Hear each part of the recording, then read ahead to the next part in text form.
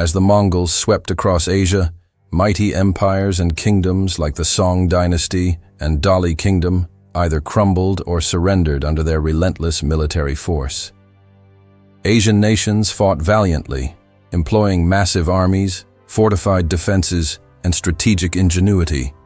Yet few could halt the advance of this unstoppable juggernaut. However, glimmers of resistance emerged, such as the Japanese, shielded by the legendary divine wind, Kamikaze, and the looks at Ain Jalut, proving that even the fiercest storm could be weathered. But what about Europe? Could the fragmented feudal kingdoms and heavily armored knights of the West stand against a foe as swift and brutal as the Mongols? While Asian defenders relied on familiar terrain and traditional tactics, Europe faced an entirely alien challenge, confronting an enemy whose methods defied everything they had encountered before. In this exploration, we'll uncover how European armies used everything from castle defense to battlefield tactics to confront the Mongols. Before diving into the Mongols' devastating incursions into Europe, let's step back and examine their early, crucial encounters with European states. In the early 13th century, the Mongol Empire, led by Genghis Khan, was in a period of rapid expansion. After conquering vast territories in East Asia, including China, Central Asia, and parts of the Khwarezmian Empire, the Mongols turned their sights westward, the eastern Russia's principalities. For the Mongols, these territories were not just a borderland, but also a crucial gateway to Europe. In 1222, Genghis Khan sent two of his most trusted generals, Subutai and Jebe, on a reconnaissance mission into the Aras territories. Their orders were to scout the region and assess its strength. Along the way, they encountered the nomadic Kuman and Kipchak tribes living on the steppes. The Kumans and Kipchaks, alarmed by the Mongols' presence, sought help from neighboring principalities. Among these, Kiev played a key role in forming a coalition to confront the Mongols. In the spring of 1223, Subutai and Jebe led their forces to the Kalka River, where they faced the combined armies of several Russia's principalities and the Kuman tribes. Despite the size of the coalition, the Mongols' superior tactics and discipline proved decisive. The Kuman forces were shattered, and the Rus army suffered a catastrophic defeat, losing an estimated 50,000 men. In contrast, Mongol casualties were minimal. The Battle of Kalka was a watershed moment, marking the Mongols' first significant appearance in Europe. After their victory, Subutai withdrew eastward, but the Mongols left behind a network of spies in the Russia's territories. These agents continuously reported on local affairs, laying the groundwork for future campaigns. Armed with intelligence and strategic foresight, Subutai returned in 1237 alongside Batu Khan, leading a massive force of 12,000 troops. This marked the start of a full-scale Mongol invasion of the Rus lands. The campaign was brutal and efficient. Over the next 3 years, the Mongols systematically destroyed the major Russia's principalities, including Kiev. By 1240, the Mongols had effectively subdued Khwarezmian. Following the destruction of the Russia's states, the Mongols expanded their reach. Subutai and Batu sent spies and scouts deep into Poland, Hungary, and even as far as Austria. These reconnaissance missions were part of their meticulous planning for a grand assault on Central Europe. As meticulously planned, the Mongols launched a 5-pronged attack in 1241. Kaidu and Orda Khan devastated northern Poland. Baidar ravaged southern Poland. Shaban crossed the rugged terrain of northeastern Hungary, while Subutai and Batu led the central invasion into Hungary, and Guyuk advanced south through Transylvania. This division of forces was a calculated move designed to confuse the Europeans about their ultimate objectives and to defeat individual armies before they could unite into a central force. Meanwhile, Mongol forces pushed into eastern parts of the Holy Roman Empire and Austria, spreading panic across the region. In August 1241, Pope Gregory IX passed away, leaving a power vacuum in the Catholic Church at a time when Europe faced the looming Mongol threat. To deal with this complex situation, King Bela IV of Hungary desperately appealed to Frederick, the son of the Holy Roman Emperor, for help. However, Frederick, who had long-standing disputes with Bela, as Bela had sided with the Pope against him, refused to commit to a major military expedition. Declining to cross into Hungary, Frederick focused instead on rallying support within Germany to prepare for the Mongol invasion. He vowed to protect the empire on this side of the Alps. However, his efforts to unite German princes and kings failed spectacularly, devolving into civil war in Germany by the fall of 1241. At the beginning of 1242, the Mongol army continued their large-scale pillaging during their withdrawal from Hungary. Their raids extended into the Balkans, posing a significant threat to Constantinople, which was under the control of the Latin Empire at the time. As they retreated, Batu deployed additional forces into Helena-Volhynia, further destabilizing the region. By spring, the Mongols were still plundering the areas they passed through, leaving nothing but devastation in their wake. Batu eventually halted his forces, not returning to Mongolia, but instead settling in the Volga steppes. From there, he established a strategic base, maintaining a constant threat to Europe. In the west, Europe remained fractured and unprepared for a unified response. The Holy Roman Empire and other kingdoms were entangled in internal conflicts. To make matters worse, the Sinton War erupted between France and England, diverting attention and resources away from the Mongol threat. Therefore, organizing a crusade against the Mongol Empire was very difficult. Despite Emperor Frederick II's repeated calls for unity and letters urging England and France, the two strongest powers in Europe at the time, to take action, no significant effort was made to prepare for another Mongol invasion. Europe remained vulnerable, with no clear strategy to counter the looming danger. For those on the front lines of a potential Mongol return, such as Bela IV, King of Hungary, the situation in the fall of 1242 was far from reassuring. Within just a few years, the infamous Mongol invasions had scarred Europe in ways that seemed impossible to heal. The numbers alone painted a devastating picture of the destruction they left behind. When the Mongols swept through Khwarezmian Hungary and Poland, it's estimated that 5 to 10 million people were killed within just 2 decades. Major cities were nearly wiped off the map, with populations declining by 80 to 90%. Take Kiev, for example, a bustling hub of culture and trade with around 50,000 inhabitants before the invasion. After the Mongols attacked, only a few hundred survivors remained, mostly those who had managed to flee in time.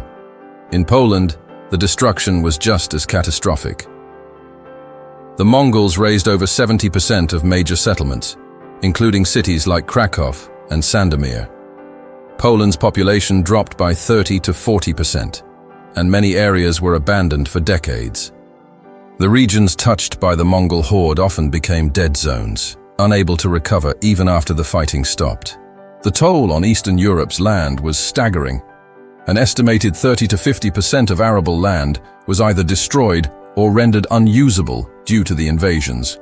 Roads, bridges, and critical infrastructure were obliterated, grinding trade to a halt. Local economies took anywhere from 50 to 100 years to recover, and some areas never regained their pre-invasion prosperity. Hungary, however, bore the brunt of the devastation, leaving a haunting legacy that echoed across Europe. The Battle of Mohi became infamous as one of the worst military defeats in Hungarian history.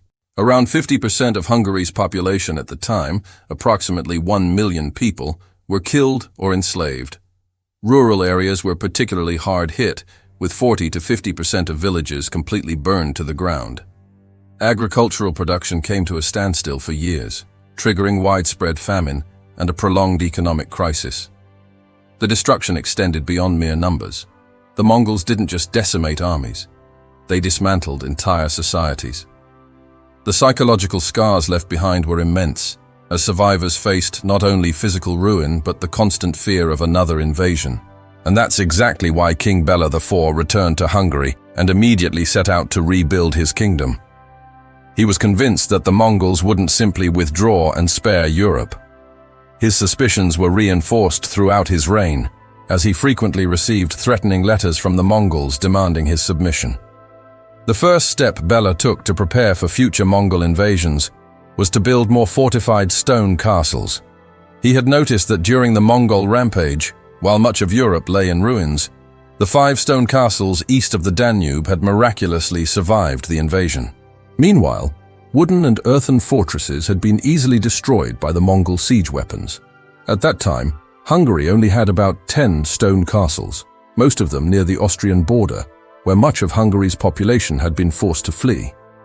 To improve the kingdom's defenses, Béla ordered and encouraged the nobility to construct additional stone fortresses, especially in rugged, hard-to-reach areas west of the Danube. By the end of his reign, Béla had overseen the construction of nearly 100 new fortresses, a remarkable increase aimed at protecting Hungary from future attacks. Previously, Hungary had relied primarily on wooden castles and light cavalry. However, this strategy had proven ineffective against the Mongol army. While Hungary's light cavalry struggled, the few heavily armored knights, mostly from the Templar order, performed much better in close combat. Béla recognized the need for a more effective military force. In response, he created a new corps of heavily armored knights, modeled after those in Western Europe. In 1247, Béla struck a deal with the Knights of St. John, granting them land in southeastern Hungary. In exchange, they assisted him in building more armored cavalry units and fortifications. Béla's efforts to strengthen Hungary's defenses marked a significant shift in strategy. By combining stronger fortifications and a restructured military, he prepared his kingdom for the possibility of another Mongol invasion, a threat that loomed over Hungary for years to come. 2 years later, small and medium landowners who served directly under the king were also recognized as nobles. New settlers were granted conditional noble status if they agreed to fight as armored cavalry when needed. This marked a significant shift, and the Hungarian military improved so much that an envoy of King Charles V of Anjou enthusiastically reported, "The Hungarian royal house has incredible power. Its military forces are so large that nobody in the east and the north dares even budge. If the triumphant and glorious king mobilizes his army, most of the countries and princes of the north and east belong to his empire by kinship or conquest." By 1259, King Béla IV of Hungary reached out to the Pope, seeking assistance in negotiating with Venice to hire at least 1,000 crossbowmen. Venice, known for its long-standing military tradition, was particularly renowned for its naval power and the effective deployment of crossbow troops. In addition to their naval strength, the Venetians were highly skilled infantry, excelling in both land and sea battles. Béla IV likely understood that Venice could provide well-trained troops, an essential boost to Hungary's defenses against future invasions. This initiative reflected a broader effort to modernize Hungary's military capabilities in response to threats from formidable enemies like the Mongols. The strategic decision to turn to Venice for crossbowmen was influenced by the weapon's proven effectiveness in past confrontations with the Mongols. Even though Hungary had not widely adopted crossbows during the first invasion, Béla's foresight demonstrated his commitment to learning from past mistakes and ensuring his kingdom would be better prepared for whatever challenges lay ahead. About the diplomatic strategy, one of Béla IV's key strategies was bringing the Cumans back into his kingdom. These Turkic nomads had sought refuge in Hungary before, only to abandon Béla for the Mongols after their leader was assassinated. To win them back, Béla offered land and marriage alliances. His son married a princess, and the Cumans were granted a portion of the great Hungarian plain that had been devastated by the Mongols. The hope was that these now settled Cumans would serve as the first line of defense if the Mongols returned. Another major strategy was establishing a web of marriage alliances with the Polish dukes, the Dukes of Bavaria, the princes of Hakyna-Volhynia, and Rus princes who had fled to Hungary. In the case of Halyna-Volhynia, Béla encouraged its ruler, Daniil Romanovich, to assert independence from the Mongols as the king of Ruthenia, creating a convenient buffer state between Hungary and the Mongol Empire. Beyond these alliances, Béla maintained contact with the Pope and the Holy Roman Emperor, seeking support in the form of money, troops, or any resources they could provide. Initially, Béla received backing from Pope Innocent IV, who had taken 2 years to be elected following the death of Celestine IV, the successor to Gregory IX. Pope Innocent IV convened the Council of Lions, an event that brought together hundreds of clergy from across Europe to address the major issues facing the Church and the continent, including the Mongol threat. Recognizing the need to learn more about this formidable enemy, the Pope commissioned several diplomatic missions. The most notable envoy was Giovanni Dian del Carpene.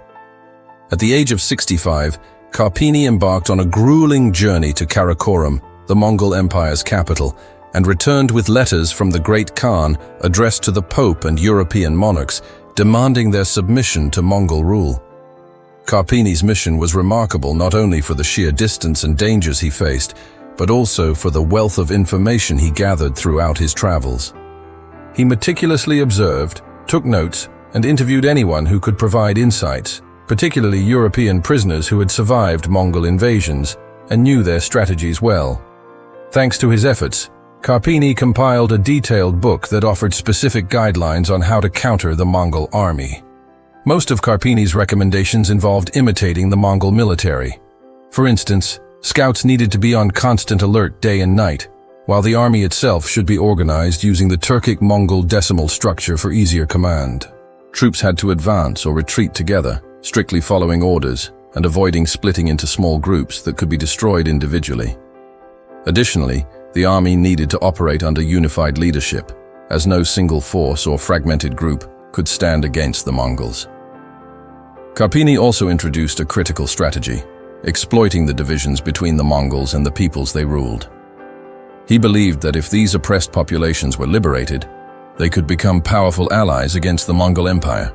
This perspective highlighted the importance of unity in building an effective defense line against the threat from the east. However, it seemed that Carpini's reports and recommendations were not enough to convince European countries to unite as one. After the Prince of Halach-Alania, encouraged by Hungary and the Pope, declared his independence against the Mongols, he received no support. Poland found itself in a similar situation. The 1260 Mongol invasion led by Baralai caused immense devastation, even worse than the first Mongol attacks. The Polish received no external help, and the battles were mostly sieges where the Mongols quickly defeated the Polish defenders. The Mongols withdrew with plunder and prisoners, free to ravage the countryside. In Bulgaria, Prince Nogai's forces raided annually during the 1270s. It wasn't until 1283 that Nogai's army, led by a Byzantine ally, suffered a significant military defeat at the hands of the Serbs in a failed crossing of the Drim River. Nogai and Prince Talabuga launched a major attack on the Kingdom of Hungary in 1285. We're aiming to hit 1,000 likes within the first 24 hours, and we really need your support to make it happen. It only takes 1 to 2 seconds. Just click that like button and subscribe if you haven't already. These small actions from you mean the world to us and help our channel grow so we can keep bringing you great content. Thank you so much. The Mongols followed a similar playbook, splitting their forces into 2 main groups. Nogai came through Transylvania, while Talabuga pushed in through Transcarpathia and Moravia. They even sent a smaller group straight into the center of Hungary, kind of retracing the steps of Khadan from the first invasion. Their strategy was similar to speed and surprise. This strategy was already used in the invasion of the Khwarezmian Empire under Genghis Khan, where the Mongol army split into smaller units, advancing through multiple routes to give the impression of a much larger force.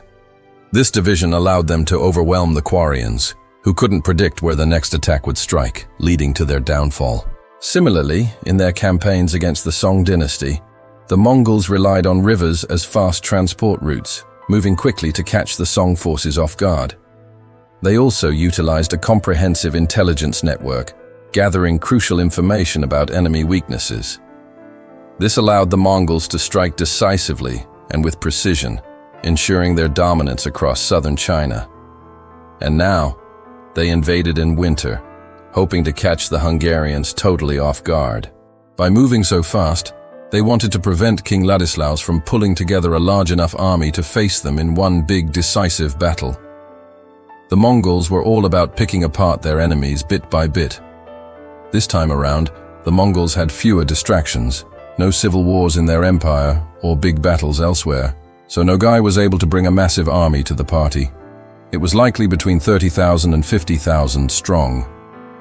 This figure includes cavalry units provided by their vassal states, such as the Ruthenian princes, which helped strengthen the Mongol ranks. Mongol soldiers were well equipped and highly mobile. They wore chainmail or scale armor, which was both lightweight and flexible, ideal for quick movements. Their steel helmets were designed to protect the face and neck, offering essential defense without sacrificing agility. Known for their skill with short bows, Mongols could shoot accurately from horseback, giving them a huge advantage in battle. In addition to their bows, they carried curved swords and spears for close quarters fighting, along with maces and axes to break through enemy armor. On the Hungarian side, an estimated 30,000 men formed the defensive force, including local contingents like the Saxons, Vlachs, and Sekeles, who were called upon to defend their homeland.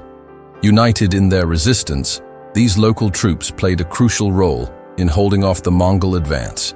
And now, Talabuga, leading the main Mongol force, hit a wall of problems as soon as they entered northern Hungary. The Carpathians weren't kind, dumping heavy snow on them and making the march a nightmare. But honestly, their troubles started long before that. Logistical chaos and food shortages had already taken a serious toll, and soldiers were dropping like flies. This wasn't just bad luck, though. The Hungarians had learned from their defeat in 1241 and were ready this time. As Napoleon famously said, "Never fight the same enemy too often, or you'll teach them all your tricks." That's exactly what happened here. The Hungarians played it smart, evacuating villages and fortifying castles while taking their supplies and livestock with them. This left the Mongols with nothing to loot. On top of that, advances in farming like the heavy plow had boosted food production, keeping the Hungarians well fed and their army prepared for a long fight. Things got so desperate for the Mongols that Polish and Galician sources claimed thousands died on the march, with some even resorting to cannibalism. When Talabuga's forces attacked Pest, they found the town deserted, with its inhabitants safely sheltered in nearby castles. Meanwhile, Queen Elizabeth's entourage wasn't just sitting around. They launched a pretty bold attack from Buda's walls, which is a cool side note. Here's how it played out. The Mongols, masters of mobile warfare and archery, usually excelled in hit-and-run tactics, using their light cavalry to harass and exhaust their enemies. But the Hungarian knights were built for close, heavy combat. Usually, the Mongols chose the battlefield to their advantage because they were on the attacking side. However, this time they found themselves trapped in host territory because they could not cope with the stone castles and lacked food. As a result, they were forced to recover in a deplorable state, unaware that the Hungarians were definitely watching them closely. It was a unique strategy to counter the attacks of the Golden Horde. The Hungarian leaders devised a plan to infiltrate the Mongol ranks and gather vital intelligence. To accomplish this, Hungarian scouts were sent out wearing traditional Mongol clothing, including kaftans, curved nomadic shoes, and special headgear such as the deal hat. These scouts were armed with Mongol-style weapons, including curved bows and swords, making them visually indistinguishable from Mongol warriors. The Hungarian scouts blended seamlessly with the Mongol forces, gathering intelligence that proved advantageous for Hungary's defenses. This allowed Ladislaus's forces to time their charge perfectly, catching Talabuga's army off guard. The Mongols couldn't break through the ranks of these well-armored knights, and their usual tactics weren't working.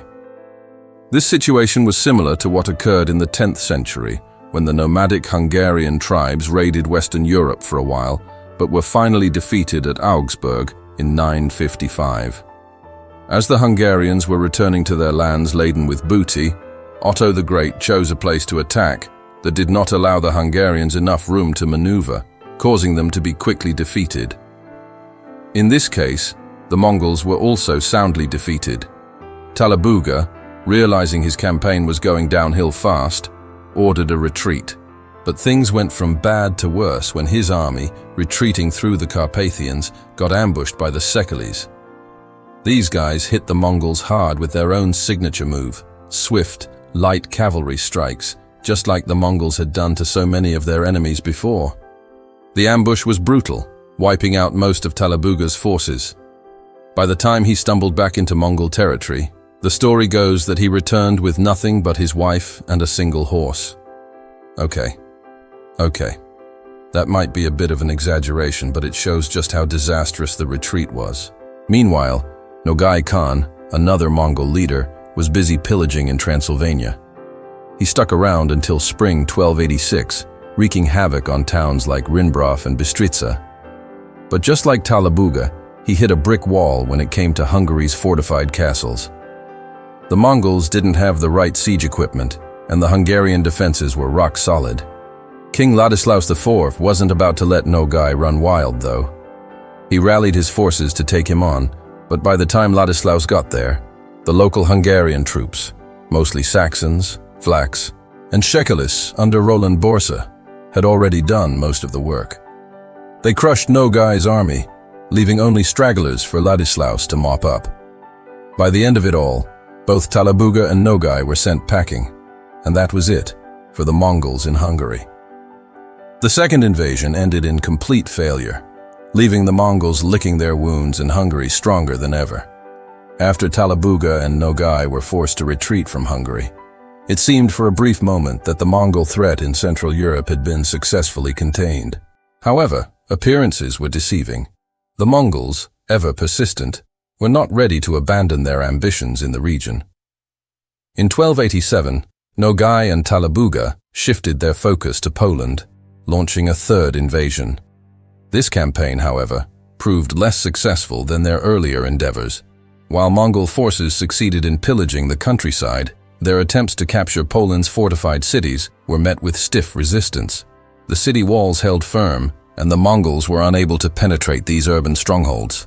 Despite the devastation in rural areas, there was a glimmer of hope for those resisting the Mongol incursions. Several Hungarian lords, emboldened by their recent success in repelling the Mongols from their own lands, journeyed to Poland to provide military aid. This cooperation marked one of the rare instances of a semi-unified front against the Mongols in the region.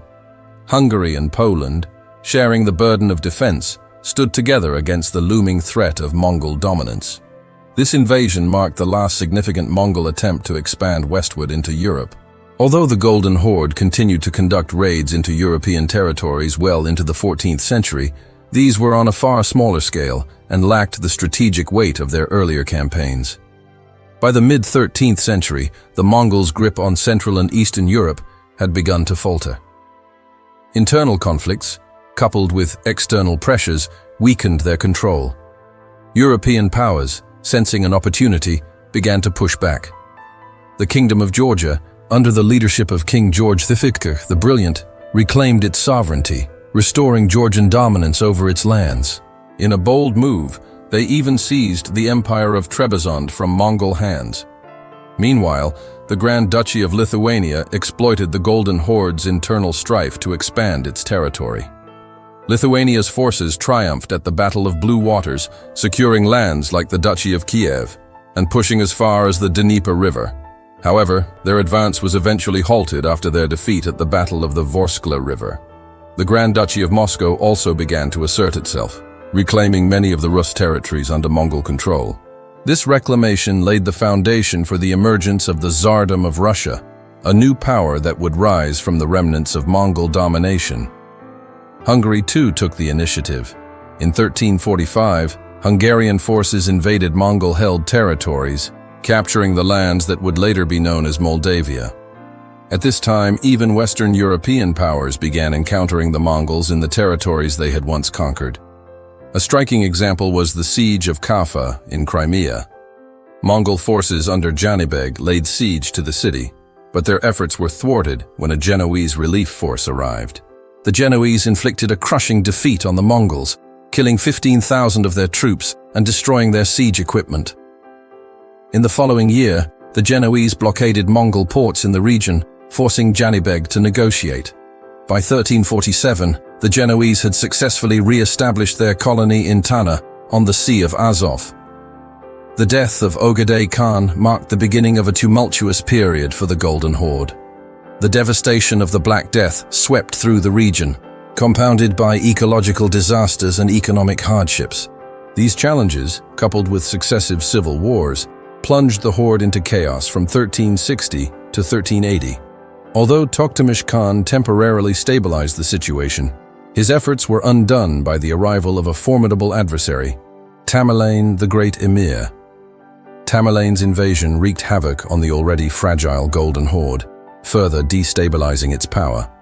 During this period of Mongol disarray, the rulers of Hungary, Poland, and Lithuania seized the moment to press their own claims on Mongol territory.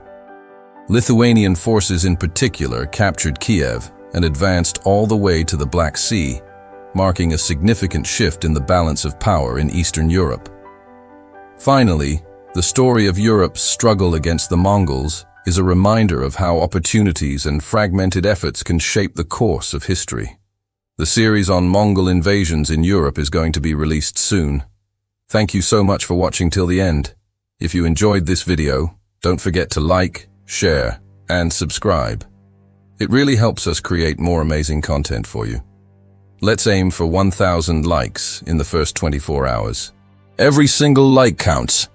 And if you have a favorite battle or historical event you'd love to see featured, drop your suggestions in the comments below. I can't wait to hear from you. See you in the next video and take care.